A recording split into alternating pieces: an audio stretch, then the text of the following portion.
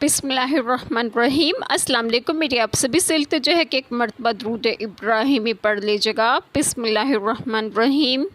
اللہم صلی علی محمد وعلی آل محمد کما صلیت علی ابراہیم وعلی آل ابراہیم انک حمید مجید۔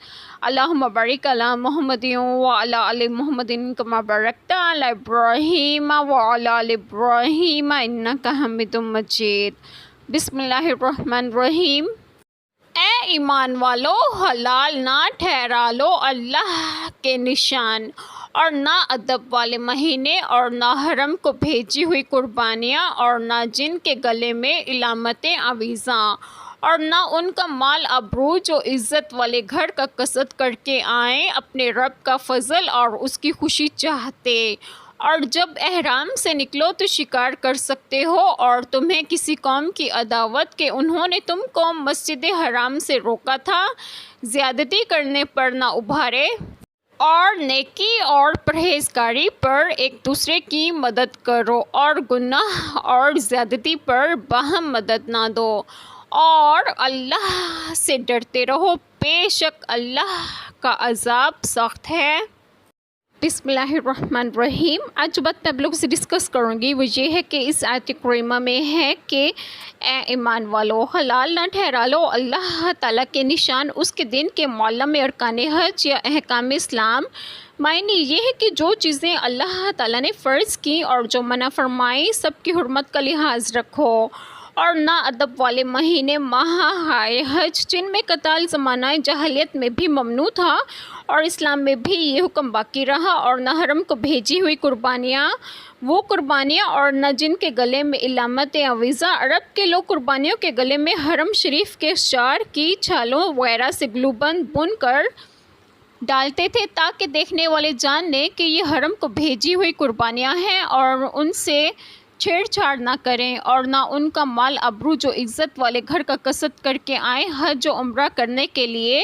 شان نزول شریح بن ہند ایک مشہور بدبخت تھا۔ وہ مدینہ طیبہ میں آیا اور سید عالم صلی اللہ علیہ وسلم کی خدمت میں حاضر ہو کر عرض کرنے لگا کہ آپ صلی اللہ علیہ وسلم خلق خدا کو کیا دعوت دیتے ہیں؟ فرمایا اپنے رب کے ساتھ ایمان لانے، اور اپنی رسالت کی تصدیق کرنے، اور نماز قائم رکھنے، اور زکوٰۃ دینے کی۔ کہنے لگا بہت اچھی دعوت ہے، میں اپنے سرداروں سے رائے لے لوں تو میں بھی اسلام لاؤں گا اور انہیں بھی لاؤں گا۔ یہ کہہ کر چلا گیا۔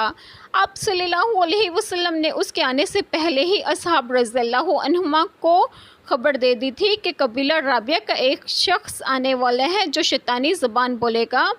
اس کے چلے جانے کے بعد آپ صلی اللہ علیہ وسلم نے فرمایا کہ کافر کا چہرہ لے کر آیا اور غار روبد عہد کی طرح پیٹھ پھیر کر چلا گیا، یہ اسلام لانے والا نہیں۔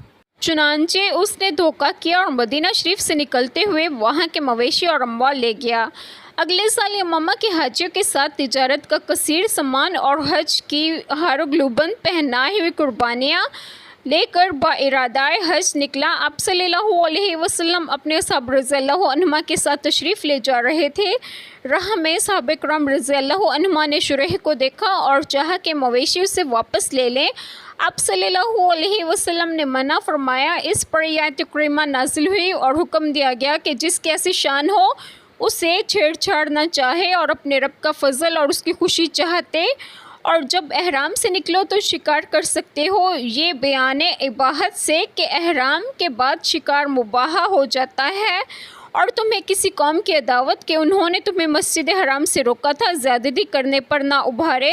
یعنی اہل مکہ نے آپ صلی اللہ علیہ وسلم کو اور آپ صلی اللہ علیہ وسلم کے صحابہ رضی اللہ عنہما کو روزے حدیبیہ عمرہ سے روکا۔ ان کے اس دشمنانہ فعل کا تم انتقام نہ لو، اور نیکی اور پرہیزگاری پر ایک دوسرے کی مدد کرو، اور گناہ اور زیادتی پر باہم مدد نہ دو۔ بعض مفسرین نے فرمایا جس کو حکم دیا گیا اس کو بجا لانا نیکی، اور جس سے منع فرمایا گیا اس کو ترک کرنا تقوی، اور جس کا حکم دیا گیا اس کو نہ کرنا گناہ، اور جس سے منع کیا گیا اس کو کرنا زیادتی کہلاتا ہے۔ اور اللہ تعالیٰ سے ڈرتے رہو، بے شک اللہ تعالیٰ کا عذاب سخت تر ہے۔ اللہ تعالیٰ ہم سب کے تمام گناہوں کو معاف فرمائیں اور ہمیں صراط مستقیم کی راہ پر گامزن کریں، اور آپ سب کو آپ کے گھروں میں خوش و خرم رکھیں اور صحت و تندرستگی بھی دیں۔ آمین۔ جزاک اللہ خیر۔